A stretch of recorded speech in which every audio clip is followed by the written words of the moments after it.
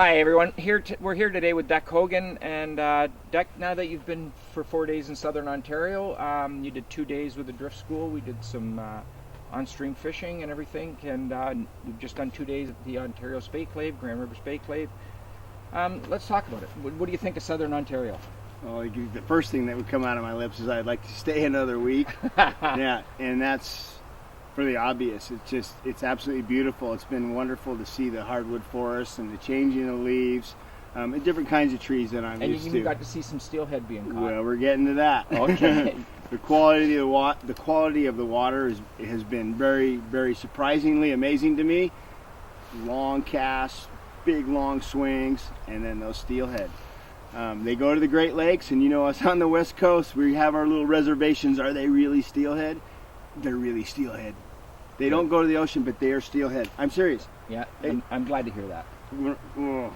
When Steve caught that one, and I got the pleasure of going down in honor of going and tailing it, I saw that thing, and I was taken back for a moment. I've seen a lot of steelhead in my life, and this thing was absolutely pristine.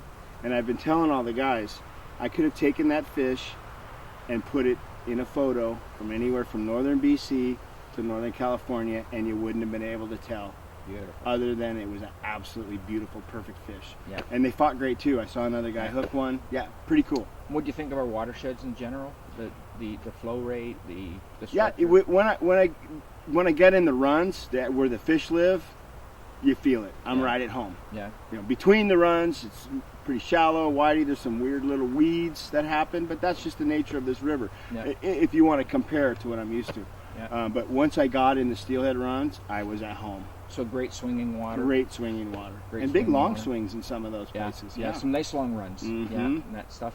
And you had a lot of fun doing the clave. Oh yeah, the guys are great, and that's what it's all about. Yeah. You know, I've been doing this a long time with the two-hander, and anymore you don't have to show up and tell this is a D-loop.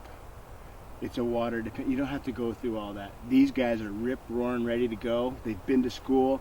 The spey casting thing has matured out here. You used to come out here, and it was a curiosity a long time ago. It was a curiosity. Now it's a viable means of doing it, and the guys are good. Yeah, and that's a comment rather that I've been hearing all day about how many people really enjoyed your performance, because for the simple reason, most guys, that's what they're going to talk about. They're going to talk about the D loop and the anchor placement and what is this and what is that. You actually talk about truly fishing, and that's what's important to all of us, because like you said, I mean, sure, the West Coast might be a little bit ahead of us, you know, but we've been doing it now for 15 years, 20 years and stuff like this, so a lot of guys are more interested in how to fish the water and stuff like that, and you know, with your experience of guiding on some of the best steelhead and fishing, as well as being a fanatic in fishing, it's like a breath of fresh air for all us guys and stuff like that. Deck, while we're on the subject, you do some stuff with the Echo? I do. Yeah? Yeah. And I've got in my hand, I've got one of your rods. It's the 6.5 29. 12, yeah. Can you talk a little bit about the rod? Well, I have to hold it to talk about it. I know, no. Fine. This particular model, you know, we started doing the DH, Deck Hogan, rods with Echo, Tim Rajeff, probably 2005, 2006. He asked me to design a line of rods because he knows that I like a full flexing rod and needed to add that to the arsenal. I like a full flexing rod, not just for Skagit casting, for all my casting. I loads the rod quick. The rods load quick. There's a lot of places where backs are against the wall, and I want a quick loading rod. I don't overline it, but it just loads quick. And then when I'm fishing, it just feels good. It's very lively. It's got a lot of love. We made fairly thin handles so I could feel the rod, and people seem to like that rather than a big fat cork. A few years later, we started to do the DH2s. It was time to just make some modifications. The rod had been out for a long time, and I'd fished it a lot, and Tim said, hey, is there anything you want to tweak on this rod? And I said, you know what, I would make the tip recover a little faster. And while we're at it, let's put a little more reserve power in the butt.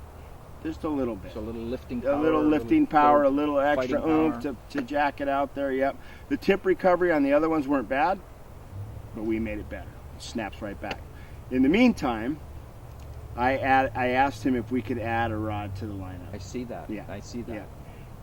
In the family of rods, between the 6-weight and the 7-weight was a fairly big disparity in the diameter of the rod. The 7, 8, and the 9 were very gradual disparity, and the 4, 5, and 6 were very gradual. But between the 6 and the 7 was pretty significant. I would fish the 6-weight quite often on an east of the Cascade Mountain situation where 4 to 8 pound steelhead, floating lines, smaller flies. I used the 6-weight quite a bit. And there was days and there was times where it just wasn't enough. Might hook a little bigger fish, might need to get it out a little further with my back against the wall. It just wasn't, I made it work, but it wasn't quite enough. So I grabbed the 7-weight in those situations. That is just too much. I never caught a steelhead on the wrong rod though, mind you. But 7's a little too much, and I'd always think, why can't I have one right in between the 6 and the 7? I think it would be the absolute perfect summer steelhead rod. And Tim, my man, he did it. He said, let's do it, man, let's do it. And I promise you this, I'm not just saying this because I'm associated with it. We made my all-time favorite summer steelhead rod right here. Perfect. Yep, and we call it a 6.5 weight. People laugh about that. I see them writing about it, talking to me about, well, is it a 6 or is it a 7? Well, why can't I call it a 6.5? Yeah.